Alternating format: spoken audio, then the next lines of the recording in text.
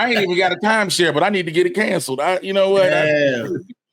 I remember I got caught up in that timeshare shit one time. I ain't gonna hold you. Them motherfuckers got me, boy.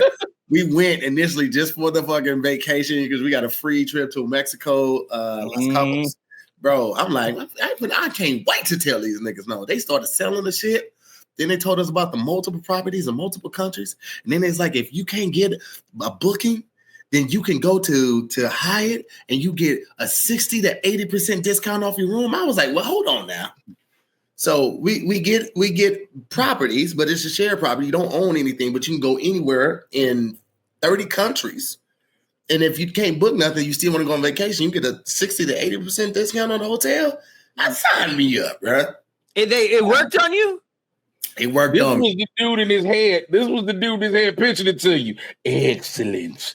Got another one. And let me tell you something. They did, and I regretted it immediately. We tried so many times to sign up and book something.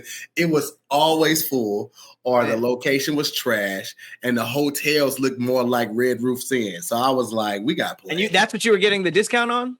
Yeah, that was if you couldn't get a property or one of our 6 properties, then you would get a discount on hotels. On a Red Roof? Man, that shit was trash, bro.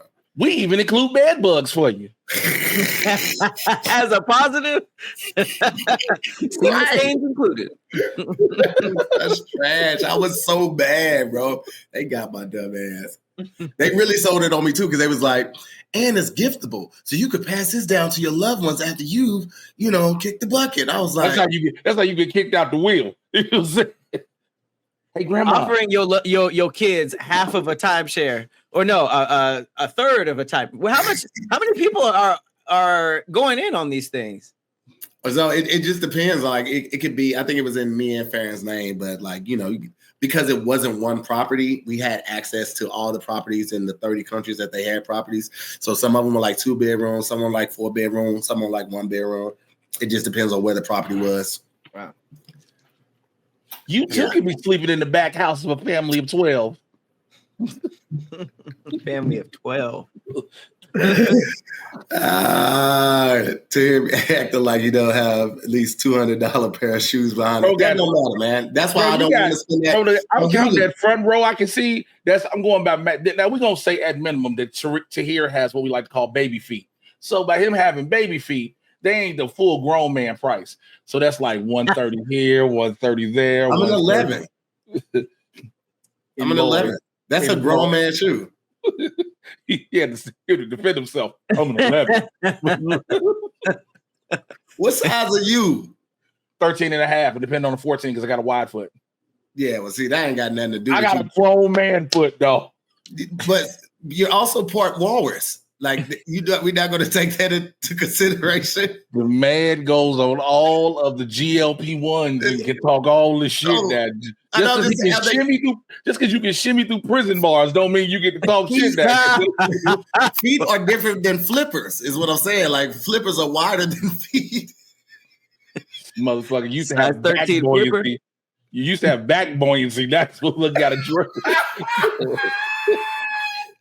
Hey, I left the fat community. I turned my back on the fat community. I be acting like I'll see y'all in lines.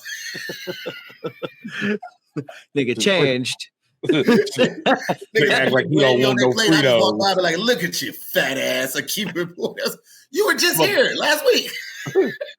This nigga, I'm waiting to give the nigga 2 more months. You're gonna be eating quinoa on steak burgers. You're gonna be like, oh, what happened? I was just eating that grilled pepper, that bell pepper, the stuffed bell pepper. It was like ground beef and quinoa, and salsa and everything. It was delicious. So folks like, I found another way to eat a hamburger. All right, that's literally what Jay just said, though. He said a quinoa thing. That was like, that's exactly what he just said. I literally did it. I literally just did that. Right before you got on, I smashed that motherfucker too. I didn't go hold it. It was good. You still doing the tuna packets?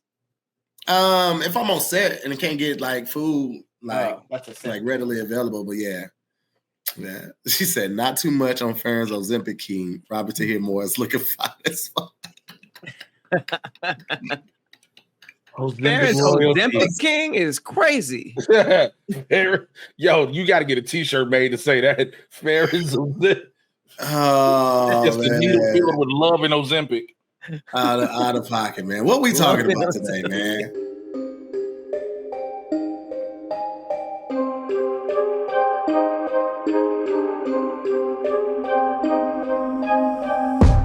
All right, so this episode of Conspiracy Corner, it looks like we are doing the urban legend. This is not true. Urban legend. It's called Polybius. This is a 1980s eerie arcade game called Polybius, and it appeared in Portland, Oregon. And apparently, players who dared to play it reported strange side effects, headaches, vivid nightmares, memory loss, even violent behavior. It's like Grand Theft Auto. Mysterious men in black were said to visit arcades, taking readings from the machine. Then, just as quickly as it appeared, the game vanished with no trace left behind. Was it a government mind control experiment or just an urban legend? The mystery remains unsolved. First thoughts. What y'all think? It's Portland, so it's probably true. I don't put nothing past the United States government, any government for that matter, but definitely an arcade though. Nigga, yes. Listen, bro, think about Ender's Game, right? Did you see that movie with Harrison Ford and Viola Davis? All right, so Harrison, in this movie, they're using kids as the war tactical leaders, right? The way they think, the way their mind isn't necessarily prohibited by the laws of everything, but also like they're young enough to adapt really quickly. And so these kids think that they're just practicing for a war, but actually toward the end, what they're doing that they thought was a simulation was an actual war, right? It was right. Oh, So it wasn't training. That was the war. Yeah, it was. Yeah. So I've always felt like kids are the answer to like figuring out like cancer and Alzheimer's because they think so differently. Like when you get old enough, you know that jumping off this third step will hurt you, or you learn about gravity or Newton's law, whatever. You start to think with these restraints on your mind. But kids, like they think so open, like they're geniuses. So if you're tracking them on a video game, but you're also controlling them, and you have access to their actions, I think that's just genius for real. I mean, it's fucked up, but it's genius. To build a super soldier at 6 years old, nigga. Got a Jason Bourne at 12? Come on. That's what they say Call of Duty was for. Is like the military does use Call of Duty for like certain things, but I don't know. I feel like if there was this new thing, because in the 80s, I feel like arcades were fairly new.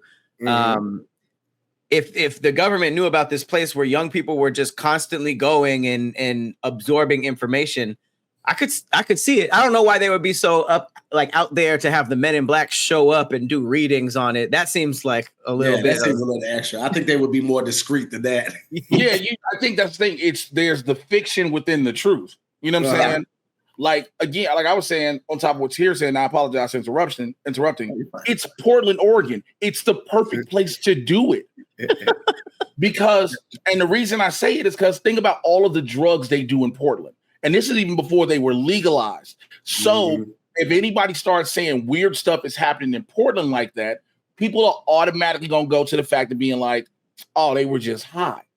They were just under the influence. I see what you're saying. Easily disavow it. Because it's a perfect cloud. Yeah, it's a great cloud of everything. So you do it in a place where when everything starts happening weird, and then, somebody may have came out, check, okay, it's doing what it's supposed to do, or it's not doing what it's supposed to do. And again, we see these people come check it out. Oh, those are probably just regular technicians. But again, because of what Portland is, you can just write it off. Damn, and Hippie said the FBI did raid arcades during that time because of the gambling. So arcades were already into some shit. So they already had the connections. You're basically saying that they chose Portland, Oregon specifically because niggas was listening to grunge and shit. Hey man, listen. You want to do a mushroom tea? Nirvana Man came from Seattle, but they played a lot in Portland before they got famous. All right, so going to the next thing. These are key elements of the legend: hypnotic gameplay. Well, that's most video games. Right. The game supposedly used cutting edge for the time graphics and sounds that had an almost trance-like effect on players. There's also subliminal messaging. Some versions of the legend claim Polybius contained subliminal messages encouraging players to commit violent acts or become addicted to the game. I don't know how that would help the government. The violent acts one, that's weird. Men in Black, the control. Men in Black. I'll explain more when you're done. Okay. Men in Black, the presence of mysterious agents collecting data adds a layer of government conspiracy to the story, and disappearance. After a short time, Polybius machines reportedly vanished without a trace, fueling the mystery. That last one is a double-edged sword, because that's a perfect way to end it. If there was no evidence, you'd be like, oh man, that's the crazy part of it, was mysteriously vanished, so you don't need any evidence to validate it. But also, if it was a government arcade, they would absolutely confiscate all of them. Right. You don't want somebody who's think about it. This goes even to present day. The world's greatest hackers, once they get arrested, they start working for the NSA. So you don't want somebody to find it who you can't put on a leash. Right. So when it goes back to subliminal messaging, you say people getting violent. That's what subliminal messaging is for. You can have a command inside of their head. You hear this, you see that, boom, you're activated. It activates you. It's almost like hypnotism. Why do you think they tell people sometimes who have trouble overeating or overindulging on anything? They used to tell them listen to these like tapes when they go to bed, because the message is embedded in your head while you sleep. Yeah, I've always wanted to try to get hypnotized, but then I'm like, if I'm under the trance, ain't no telling what this motherfucker gonna tell me to do every time I hear an elevator ding. He might have me like licking doorknobs every time I hear an elevator ding, bro. I can't live my life like that. Can you imagine? I just wanted to lose 20 pounds, and now, ding, I'm tonguing down a doorknob. I'm giving the doorknob the hawk tour. And that's after the session. You don't know what he's doing to you during the session. Right. He could be the doorknob in the session. Right. Bro got a doorknob sound on his phone. He's like, let's see if it works. He just Hey, bro, that's a cold game, man. Low-key though, the whole Men in Black thing is one of my favorite conspiracies, because having the agent have the government have an agency where they send people to a very, very specific high level, like confidentiality, like situation, and it's very secret, makes total sense. That doesn't even seem weird at all. But then the movie, kind of like what Jay said about how people do drugs in Portland, like the movie kind of invalidates anything that's real. If you're like, oh, I think there's somebody in Black, and they'll be like Will Smith. Yeah, right. But it makes total sense. The stories I heard, especially around 9/11, were actually very creepy. And then there's a photo. There's like a secret photo of the Men in Black that was the only photo is like a hotel photo, seeing them two walk in, and they look like huge, and it's really, really disturbing. I don't know if really? Yeah, there's like one photo of these two men that look like aliens. Hang on. Men in Black photo, not Will Smith. You gotta be really specific. You gotta put those parameters in there. And Will Smith mainly popped up, but here it is.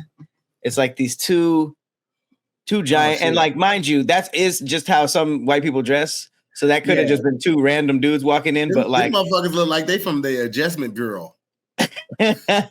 Just big as hell, weirdly have the same fit on. Right, and apparently that all was of that, yeah. Well, think about it. Back in the day, art imitates life, right?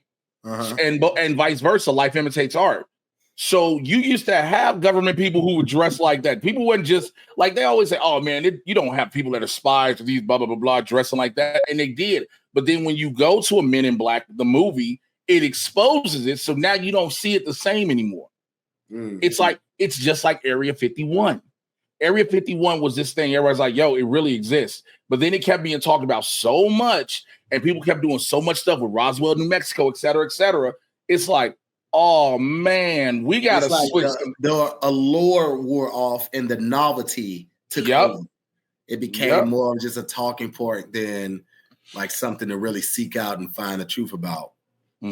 That's true. Because I mean, if they just were like, we're not talking about it, no, and they just avoided it completely, it would seem suspicious. But then they're like, give it a movie, let people talk about it in a ridiculous way, Right. And then it won't be taken seriously.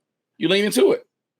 Man, it's the same thing we have with a lot of people nowadays. When you see a celebrity get in trouble with certain things, they lean into it. Case in point, the biggest one, Kim Kardashian. Kim Kardashian had a sex tape, and her mother said, instead of being embarrassed, we are going to lean into this, and I'm going to sell it. And what happened?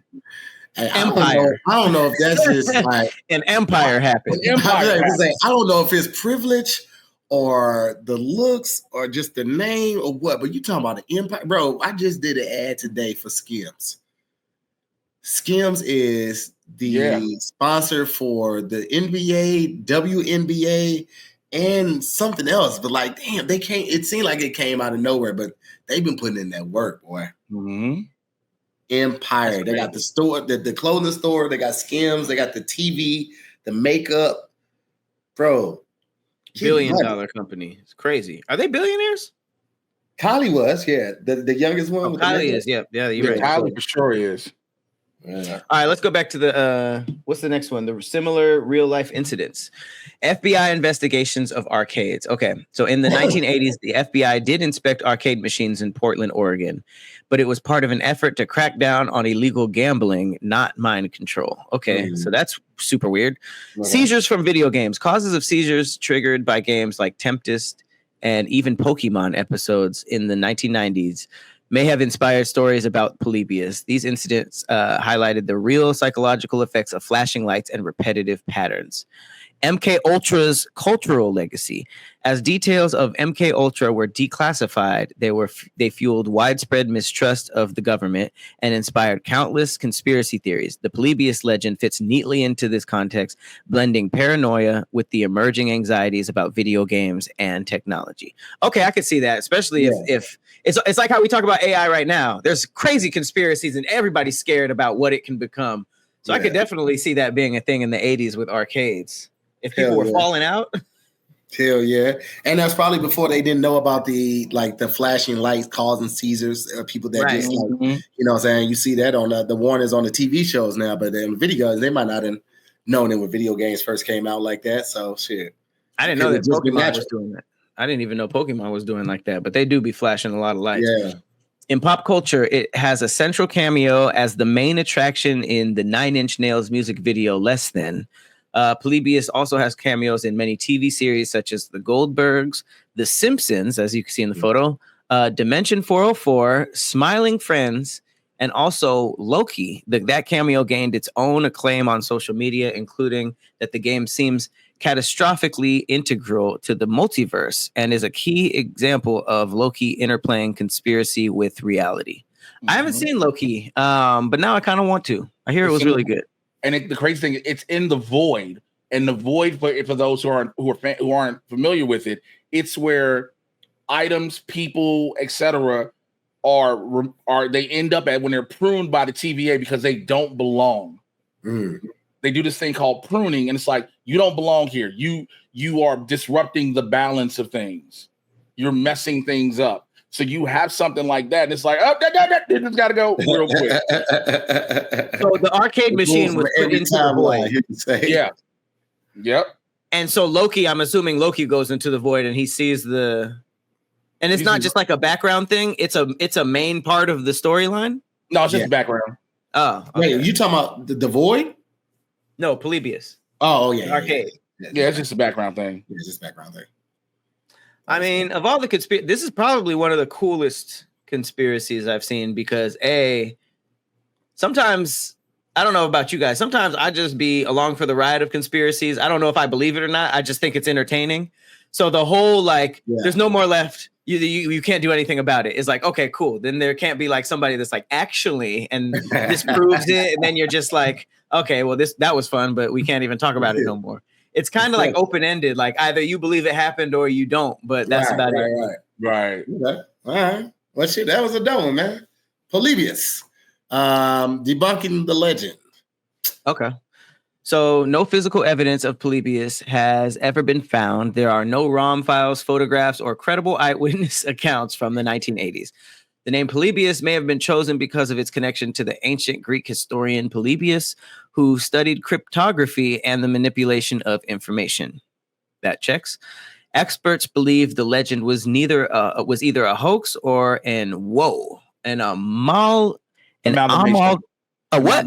amalgamation. Thank you so much. Of unrelated events. An example would be the health issues caused by other games and FBI activity.